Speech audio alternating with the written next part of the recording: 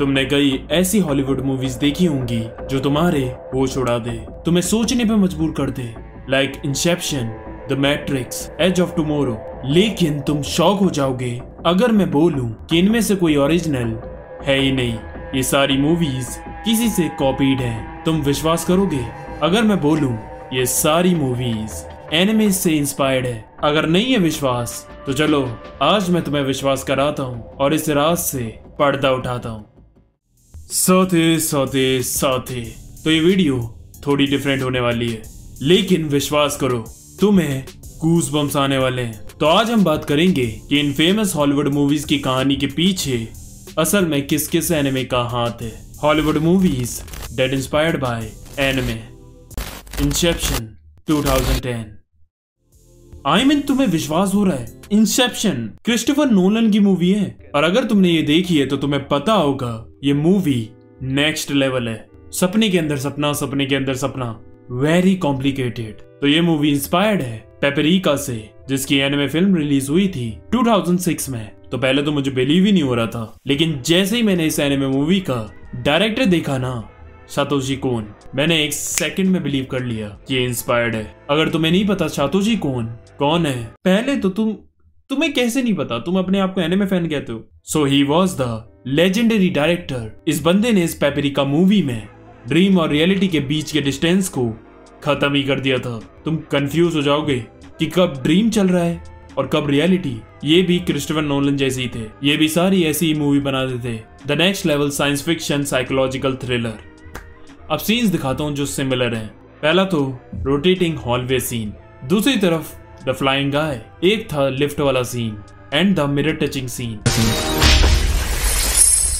लेकिन तुम ये नहीं कह सकते कि ये कॉपी है पेपरिका की। आई नो इस मूवी का कोर आइडिया सेम है, बट अगर तुम दोनों मूवीज देखोगे तब तुम्हें पता चलेगा there are things which is different. The Lion King 1994। ये डिज्नी की one of the greatest movie में से एक है। यहाँ तक कि इसके लाइव एक्शन ने भी बहुत पैसे कमाए। इसके दुनिया भर में बहुत फैंस हैं। तुमने ये बचपन में भी कभी ना कभी जरूर देखा होगा। इस मूवी में सब कुछ था, love, hate, action, revenge, betrayal, even the dialogues was brilliant. और हाँ, किसके ऊपर ये मूवी? जानवरों के ऊपर। कितनी बढ़िया मूवी बनाई ना। तो अब ओरिजिनल की बात कर लें। किम्बा द व्हाइट लायन, जिसकी मांगा आई थी 1950 में और इसके राइटर थे the greatest, the father of manga and anime, Osamu Tezuka. He is the only one who can do this। इसका एनिमे बना था 1965 के आसपास। अगर तुम ये देखोगे तो तुम्हें साफ दिखेगा कि लायन किंग में इससे कितनी सारी सिमिलरिटीज हैं। पहला तो इसका फेमस स्टार्टिंग सीक्वेंस, उसके बाद इसके fight scenes, even the story is also alike. लेकिन डिज्नी ये क्लेम करता है कि लायन किंग का आइडिया उनका खुद का है, उन्होंने कहीं से इंस्पिरेशन नहीं ली। वो तो कह रहे हैं इससे पहले हमने नाम ही नहीं सुना किम्बा द व्हाइट लायन का। मैं मानता हूँ कि लायन किंग का म्यूजिक, एनिमेशन, डायरेक्शन काफी अच्छा था, लेकिन यार स्टोरीज और सीन्स इतने सिमिलर कैसे हो सकते हैं? सड़ी के अब तो सच बोल दे के। वैसे यार मैं ऐसे कपड़े उतार रहा हूँ डिज्नी के, कोई दिक्कत तो नहीं हो जाएगी मेरे चैनल को? डिज्नी यार you are a $1 billion company. मैं तो सिर्फ एक बच्चा हूँ जो सिर्फ ओपिनियन दे रहा है, पर्सनली मत लेना।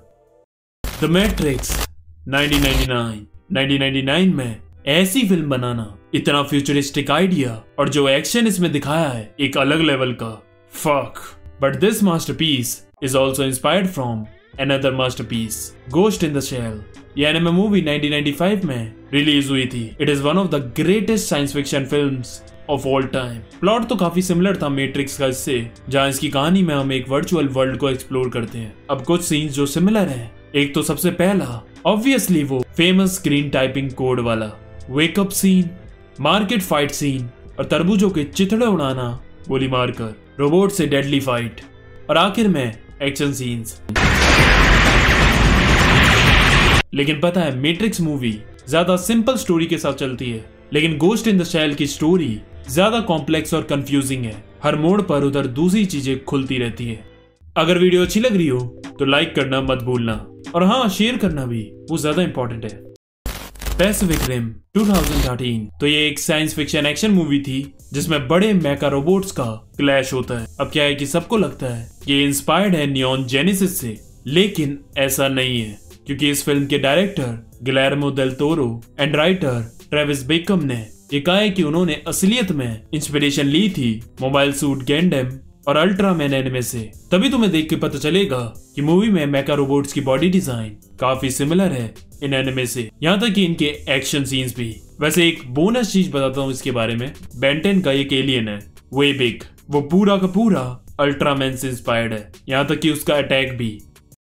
एज ऑफ टुमारो 2014 तो 2014 में टॉम क्रूज की एक मूवी आती है जो अपनी स्टोरी से सबको हिला देती है। एज ऑफ टुमारो जो कि एक साइंस फिक्शन फिल्म थी जिसका प्लॉट इतना अम्यूजिंग था कि उसने फैंस को अपना दीवाना बना लिया। तो इसकी स्टोरी है कि अर्थ पर एलियंस का अटैक हो गया है जो कि टाइम तक को कंट्रोल कर सकते हैं, लेकिन गलती से बैटलफील्ड में हमारे मेन कैरेक्टर को ये पावर मिल जाती है जिससे वो अब एक इन्फिनाइट लूप में फंस चुका है। वो मरता है फिर दोबारा जिंदा होता है, फिर मरता है फिर दोबारा जिंदा होता है और एक ही चीज को पता नहीं कितने हजारों बार एक्सपीरियंस करता है। लेकिन ये मास्टरपीस भी इंस्पायर्ड है एक light novel all you need is किल से जो 2004 में रिलीज हुई थी। इसका एनिमे एडेप्टेशन नहीं बना है लेकिन इसकी मांगा है जो उसी साल रिलीज हुई थी जिस साल ये मूवी हुई थी।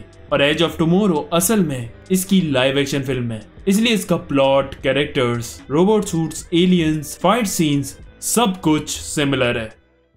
ब्लैक स्वून 2010 तो ये एक साइकोलॉजिकल थ्रिलर मूवी थी जिसे डायरेक्ट किया था डेरेन एरोनफस्की ने। इस मूवी की कहानी नीना के ऊपर फोकस करी जाती है जो एक फेमस बैले डांसर होती है और फिर उसे मौका मिलता है एक फिल्म में लीड रोल करने का और वो रोल उसकी पूरी दुनिया ही बदल देता है। और हाँ, ये इंस्पायर्ड है अगेन द ग्रेटेस्ट सातोशी कोन की एक और मास्टर फिल्म परफेक्ट ब्लू से जो 1997 में रिलीज हुई थी। और मैं सच बता रहा हूँ, जब मैंने ये देखी तो मेरा दिमाग हिल गया। इतना तो मैं डेथ नोट और मॉन्स्टर देख के नहीं हिला, जिस तरह से इसके सीन्स को लिखा गया और डायरेक्ट किया गया वो एक्सपीरियंस करना अमेजिंग था।